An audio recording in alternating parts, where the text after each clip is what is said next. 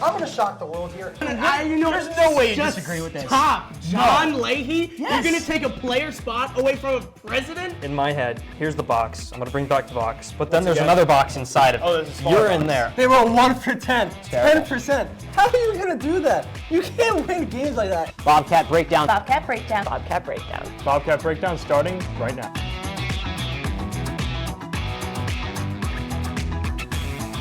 Welcome back to another episode of Bobcat Breakdown. I'm your host, Olivia Gruber, alongside my two analysts, Brianna Trachtenberg and Andrew Reynolds. Kicking it off with some men's ice hockey, the Bobcats split their weekend home series against the Maine Black Bears, and the team has a 4-3 record on the season so far. The Bobcats begin ECAC hockey play against the Dartmouth Big Green this Friday. So I need to know, what does this team need to fix heading into conference play? Andrew, we'll start with you. That's a really great question. I mean, the men's hockey team, they had such huge expectations coming into this year, obviously because of the national championship, but this year they've really just fell flat. And I would say that really the one thing they need to worry about is penalties. So last year they were one of the least penalized team in the country, the second least in penalty minutes last year with 180 out of 41 games. And also, that's pretty much like 7 minutes per game in penalty-wise. So that's I would say 3.5 penalties per game. But this year, they have the 13 most penalties in the NCAA, and they have 86 minutes of penalties in 7 games, which is about 12 minutes of penalty killing per game, and it's the most in the ECAC. So, and Rand Pecknold has said pretty much after every single presser that they need to limit the penalties and they're playing undisciplined, and that's honestly the one thing that the men's hockey team needs to work on. Although they really haven't given up a lot of power play goals, or opponents haven't scored a lot of power play goals, the amount of penalties they're giving up is letting their opponents get momentum and being able to score in regulation, which is why I think the Bobcats have really started to struggle. You know, Andrew, I don't necessarily disagree with you. I think that they have to stop making those mistakes and, like you said, stop getting all those penalties. That's definitely really hurting them. But I also think that in order to win games, you have to have a good offense, right? They have to be able to score. I mean, this past weekend they didn't have Colin Graff because he's been due to injury, and they've been looking a little lost in the offensive zone so far this season. So they need someone other than him to step up and take a lead and help lead this offensive. Players like Mason Marcellus, who he's had 4 goals so far this season and 5 points, and Christophe Filion and Tellier, they really also need to step up. Last season, they had a lot more productivity on the offense, but so far they've kind of been pretty quiet this season. They each have only had 1 goal. So now it's time to come and take leadership on the team and really bring the offense along and help start getting something more productive going. Yeah, I definitely say that, you talked about Colin Graff. I think that Colin Graff being out is really kind of the Achilles heel for this team right now, just because without Colin Graff, they're not able to win games because he's been. All right, I got to cut you off, unfortunately. But now let's shift over to some women's ice hockey. This past weekend, the Bobcats suffered their first 2 losses of the season against top 10 ranked teams, Clarkson and St. Lawrence, excuse me. After both of these losses, how concerned are you guys about their ability to compete against top-ranked opponents? Brianna, let's start with you. Honestly, I'm really not that concerned about the team yet. So they were 8-0 going into this weekend, and they've only have had 2 losses. And before this weekend, one of their biggest wins was against Yale, which was a big upset for them. Yale was, at the time, they were ranked 5, and then Quinnipiac is ranked 6, and now they dropped 7 to 9. But that was definitely something that they kind of set the stage, look, we're here, we're back, we're in it to win it this season. I also think that their leadership core of Sadie Peart, Maya Labard, and Nina Saigoff, they really have stepped up and they've pulled through this season. And I think that their defense has been getting into that offensive zone, and they've been producing. Kendall Cooper has had 2 goals. Maddie Samuskevich, she's had 7 assists. And Kate Valley, she's had 5 assists. So it's good. It's a good thing for that team that they've been getting their defense in on the offense action too. And honestly, unless this weekend something they kind of keep going on the losing, I really do think this is going to be fine. There's no need for panic yet. No, Brianna, I'm so concerned with this team right now. So the reason why I'm concerned is because they have the talent.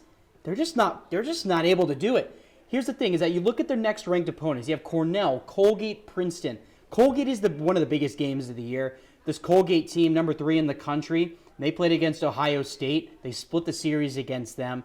this Colgate team is incredible. You have Sir Dackney, one of the top players in the country, leading goal scorer.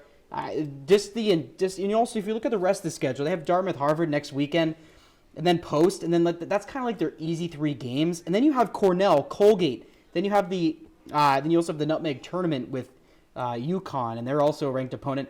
And also, you also have an RPI team who's not ranked, but they also have one of the best goalies in the country with Amanda Rampado. She is like one of the best goaltenders. Andrew, I see what let me finish my point because I'm not done.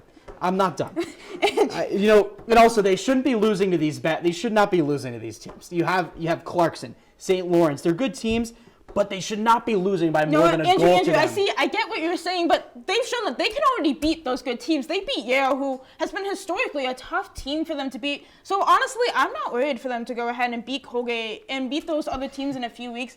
I really do think they're going to be okay. And know what? Right now, they have the time to build up the momentum. Yeah, but let me finish my last point here because the Yale game, I gotta the Yale game. I gotta cut you off. game. But you're going to tell me that wasn't one of the biggest wins of the season? Is that with the Yale? Here's the thing. With the Yale game, that's a really good point to bring up because the Yale game was probably one of the best first periods the Bobcats have ever played.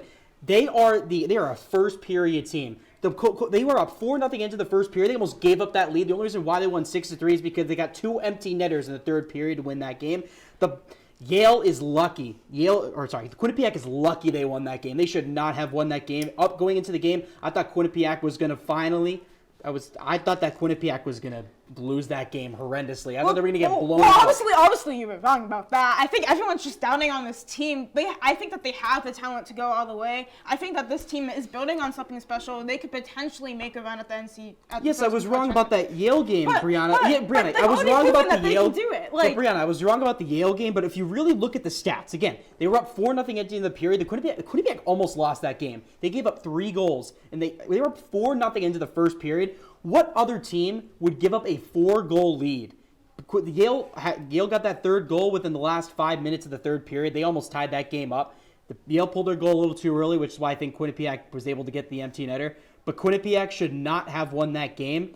Even Brown gave them a good fight as well. But I seriously think that this Bobcats team is in trouble this year, especially when you look at the rest of their opponents, especially in the ECAC, which ECAC is one of the hardest conferences for women's hockey in the entire NCAA. Andrew, I don't disagree with you. They definitely do they have a tough schedule ahead of them. And it's going to be up to them to kind of figure out, all right, well, how do we not let up those, you said 3 goals. 3 goals going down in the games. And I think that if they can get those leads early in the first period, and keep building on it and keep the opponents from scoring, I think they're going to be okay. And they have time to work on that defense and build it up for the rest of ECAC play. Women's soccer is set to face off against the Rider Bronx in the MAC semifinals this Thursday. Let's head out to the pitch where Spencer Decker and Adam Shamim will preview this matchup. My name is Adam Shamim alongside Spencer Decker, and we are previewing Quinnipiac's matchup against the Rider Bronx in the MAC women's soccer semifinal here Thursday at 2 p.m. Now, Spencer, Quinnipiac has had one of their most historic regular seasons in the program's history. 7 all-MAC first-team selections. So you look at the Bobcats; they are they have a great team environment. So what would you say is their key to their success this season? Yeah, I think the key to the success is, number 1, having the all-around team. We saw what happened when we had big threes like the Brooklyn Nets. How'd that turn out for them? Turned out awful. A lot of problems happened, and now when you have an all-around team like this, look at how they're performing. Undefeated in MAC play, and they've won so many awards. Defensive Player of the Year. Now they have the Coach of the Year, too, in Dave Clark. This is an all-around great team, and I say another thing they got to do, bring the fans out to the stadium. This is a big game. We want to have that atmosphere here at Quinnipiac, and that could really happen here on Thursday. The atmosphere should be buzzing. Tune in Thursday at 2, where me and Spencer will have the game for you guys on the qbsn.com/listen. And tune in for that, and Bobcat Breakdown will be back after this short message.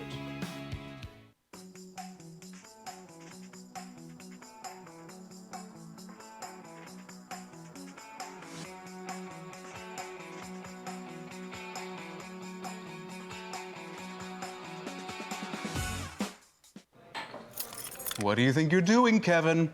Was just gonna drive home. There are several warning signs present that you shouldn't be driving. Like hearing voices? Like your text-to-emoji ratio? Oh man, the selfies. Selfie. Nailed it. We all have warning signs that let us know that we're probably not okay to drive. Mine is pretending to be your subconscious. Craig, come on man, let's split a ride home.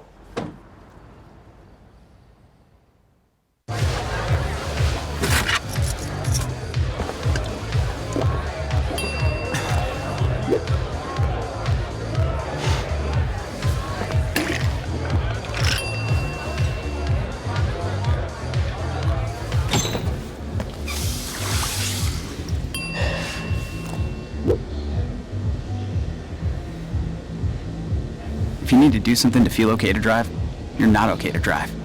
Don't drive buzzed. Multiple studies have shown that marijuana can slow both driver reaction and response time, which can be really dangerous. He's here. He's here. Wait. What? I can't drive. What? My. Oh.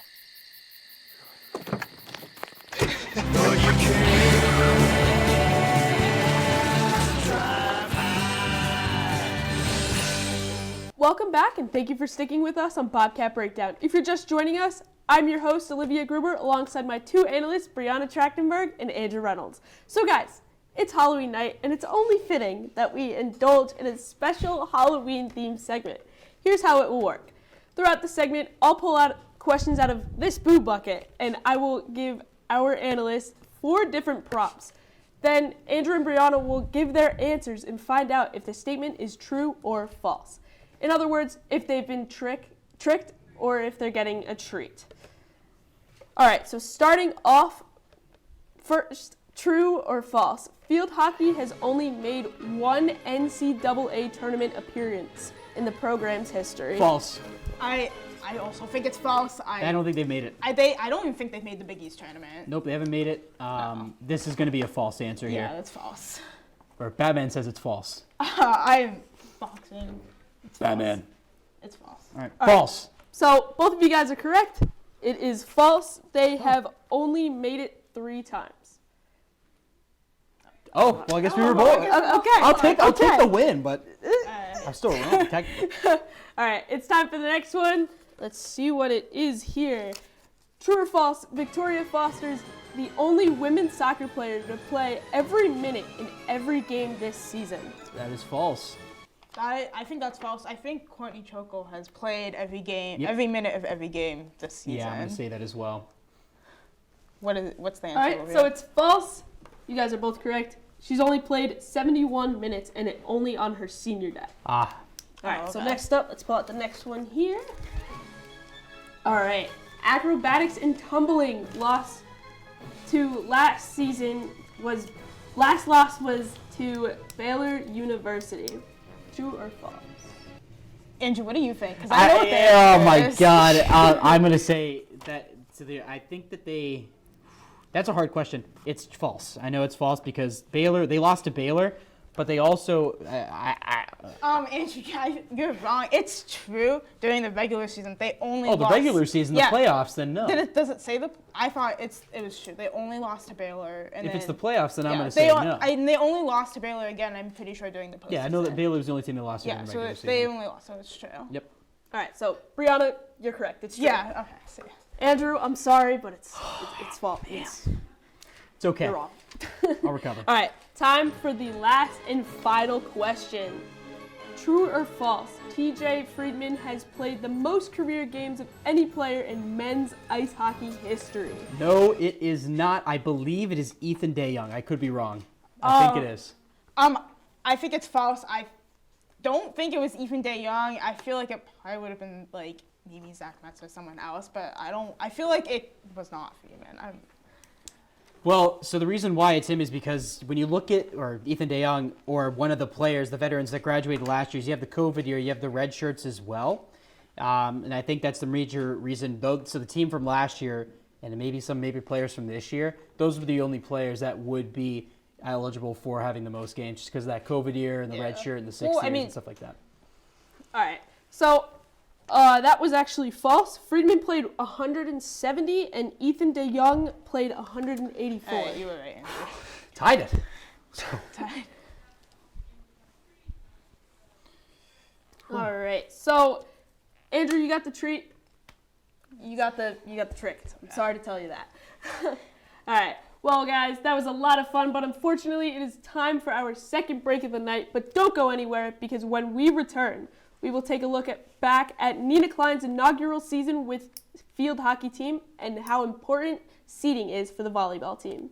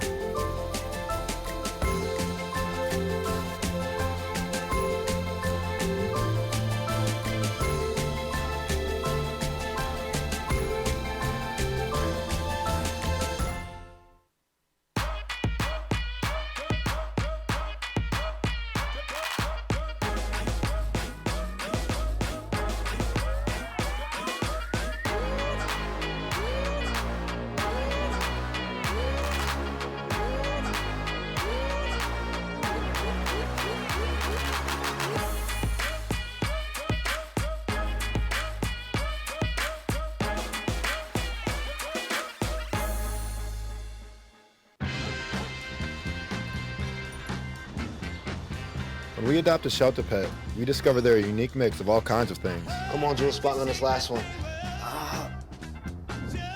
There it is.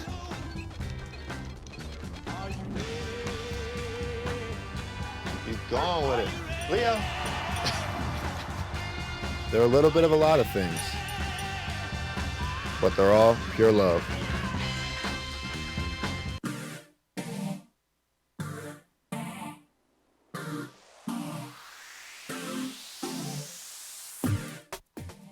Julia Friedman will wait for opportunity against Torres. And Torres makes a diving save and blocks the penalty stroke.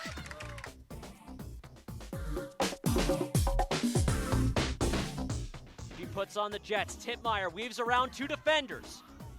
Shoots. She scores!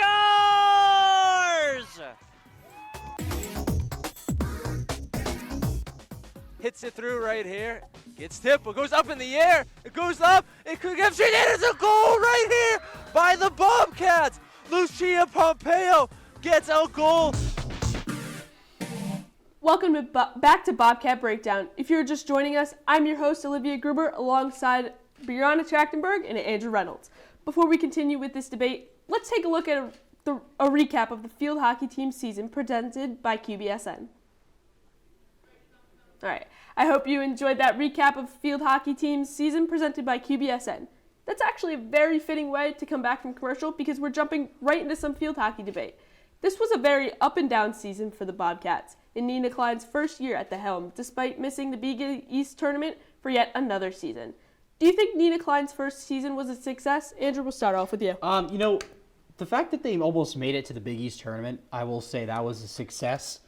And Nina Klein was a great addition to the team with Becca Main retiring, but I'm not going to lie to you, this was not a successful season for them. The reason why I'm going to say that is because they were unable to make the tournament with all that talent they had. They had so much talent this year, and quite honestly, it was a disappointment they were unable to make the tournament. Although they've never made the tournament, the fact that they almost made it kind of is a success, but with all that talent they had, I would say it's not. And also, they had so many chances to make the tournament. You have the game against Villanova, they're up 3-0, and then they just blew the lead. They lost 4-3. You also had that Yale game where they were up 1-0, and then Yale kind of came back in that game slowly, and they won 2-1. You also have that Liberty game against the number 6 team in the country, where Liberty, their top team, Quinnipiac had their number at halftime, and then Liberty came back and won. And then you also have Lafayette as well, winning it in overtime. The field hockey team, they had a great season, but I think it was still a disappointment just because of all the talent they had. I have to say it was a failure. I think that this was a successful first season for Nina Klein. I mean, yes, they did miss the Big East tournament, but this is the closest they have ever come to making it. They were one game away. Had they just gotten that goal in overtime, they would have been here. They would have been taking the trip down to Temple this weekend. And it does help that the competition in the Big East, it was a lot more evenly distributed this season. UConn kind of fell off, even though they'll definitely be back next season, but they weren't really there this season. And Liberty and Old Dominion, they did remain as the two powerhouses, but Quinnipiac was a lot more even matched of, like what you said, they had so much talent. So I think that that they did like the best that they could have done, and Nina Klein definitely made her statement like, look, Becca Main, she left, she retired. This is my team now. I'm here, and I'm ready to take over and take this team to the Big East tournament. Yeah, I mean, I think that we can kind of agree that they had a really great season. I just think that we disagree on the parts where, they had a good season, right? We can agree on that. Like I said, but like here's the thing: is that them not being able to make the tournament with the success that they. Like the way that they had their season go was a failure. But Andrew, they lost these games that were so important for them to win, and they were not able to do it. They were also ranked. They've been in the bottom 2 for how many years, and they couldn't really get out of that. And this was the first time that they've been able to get out of that slump and come so close to the Big East tournament. Honestly, I think it was pretty successful for Klein. All right. Closing out the debate with volleyball, the Bobcats defeated Fairfield this past Sunday 3-1. The team currently sits atop the MAC standings, just half a game above the Stags. The MAC tournament will be held at Fairfield this year. So considering that, how important is it for the Bobcats to clinch the #1 seed? Brianna? So I don't honestly really think it's that important. It doesn't affect they're going to match up against anyone if they make it all the way through. So yes, they do get the bye, but that honestly, it doesn't really matter. It kind of just slows down on the momentum, and honestly, I think that they would almost be better off without the bye, so they can just kind of keep going, keep voting. They're gonna have over a week of rest time in between their last game and the first game, so I think that they're gonna kind of lose what they're building on right now.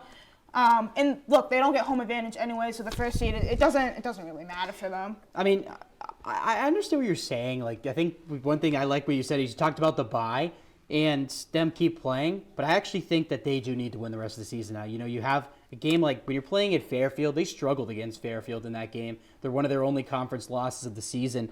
And the Fairfield lost to Marist.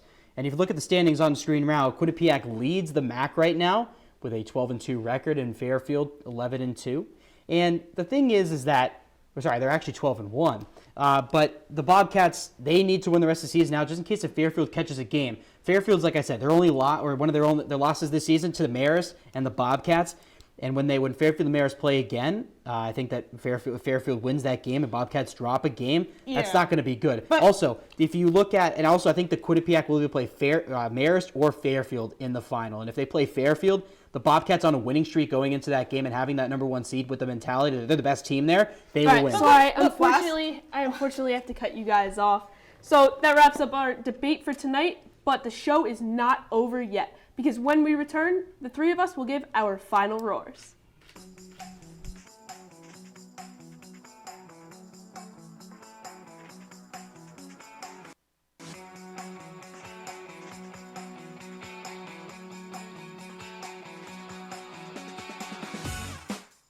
I think it's just vapor with flavor. It won't hurt my kid like cigarettes, right? Vaping is safer than smoking, isn't it? There's really not even that much nicotine in them, right? My kid? My kid knows it's dangerous. Get your head out of the cloud. Today, nearly 8,000 kids will start vaping, maybe even yours. Learn about the dangers at talkaboutvaping.org. I don't think that many kids in my son's school even do it. He makes fun of his friend who vapes. He would never try it. She's into soccer. She's on the honor roll. She's just not the type. No way. No way. No way. No way. My kid would never vape. Get your head out of the cloud. Today, nearly 8,000 kids will start vaping, maybe even yours. Learn about the dangers at talkaboutvaping.org. Type 2 diabetes can have a big impact on your life, but how can it be prevented? Well, the first step is knowing if you have prediabetes, a serious medical condition that puts you at high risk for type 2 diabetes. 1 in 3 American adults has prediabetes, but more than 80% don't know they have it. The good news is, prediabetes can be reversed, and for many people, healthy changes in their daily routine can make a big difference. Take the 1-minute risk test today at doihaveprediabetes.org. Welcome back to Bobcat Breakdown. It's final roar time. Andrew, take it away.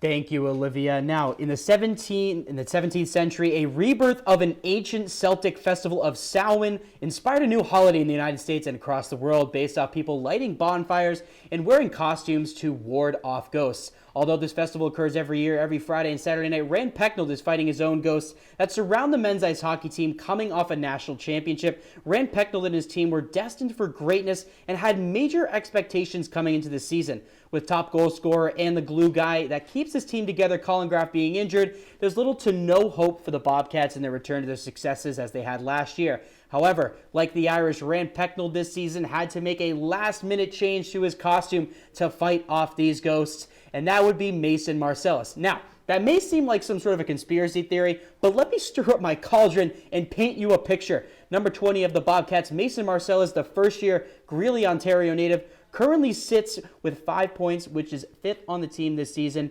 Marcellus brings a lot of similarities to Sam Lipkin when he was a first-year last season, bringing an instant impact to the program. When Marcellus scored the first goal on the season against Boston College to tie up the game at 1, that brought little attention to him. But when he scored that incredible goal in Durham against the UNH Wildcats, that was when I knew he was an incredible offensive weapon. Even on the defense, he backchecks and saves goal opportunities. Now, when the team gets to March and April, we will know if this Samhain storyline with Rand and Mason will evolve into a modern-day Halloween, and the Bobcats can say whether or not Marcellus was a trick or a treat. When you think of the Battle of Whitney Avenue at Quinnipiac, you think of the men's team and their history with Yale. Typically, the game is sold out before the season is even started. A gold wave of fans fill M&T Bank Arena, and the promotions for the game starts well in advance. While the men's team may have had a strong rivalry with Yale at one point, the women's hockey team has recently built up a better rivalry with Yale. So far this season, the women's team is 8-2 overall and 2-2 in the ECAC, with one of their most recent wins being against Yale. While the Battle of Whitney Avenue has been historically sold out for the men's team, the women's team doesn't get the same excitement from the fans. The rivalry against Yale is a lot stronger for the women's team. Both teams have consistently been in top 10 rankings and have a much more even competition against one another. While it may be fun to watch the men's team win against Yale, the women's team has stronger competition, resulting in a much more exciting game to watch for fans. Most recently, the Bobcats beat the Bulldogs 6-3 after losing to the Bulldogs twice last season. That was a big upset win for the Bobcats, and it will come into play later on down the road when it is time for the playoff rankings. The rivalry is strong on the women's side, and now it is time for the fans to get behind them. While it's only October, 2023 ended a little early for the men's soccer team. After being mathematically eliminated from the postseason with 1 game to go on the season. However, despite a shockingly disappointing season, the future is still bright for Eric DaCosta and the Bobcats. TJ Wilder is returning for his grad year after his most prolific season in Hamden. Jao Pinter and Sander Salmsrud earned valuable minutes together this year, proving that they will be a defensive force in the MAC. Carl Netzel is a sophomore and still has a lot ahead of him, earning all-MAC second team in his first season as the starting goalkeeper. They still have Alex Miller and Francisco Ferreira, who will provide a creative spark in the midfield, even though they had a poor season this year. I believe that this team can and will bounce back next year. But let's not forget that this team won the MAC championship just 1 year ago. Unfortunately, guys, that is all the time we have tonight on Bobcat Breakdown. To stay up to date on all of our content, make sure to follow us on social media at Q30TV and check out our website at Q30TV.com. From the producers and everyone behind the scenes, she's Brianna Trachtenberg, he's Andrew Reynolds, and I'm Olivia Gruber. Have a great rest of your Halloween night.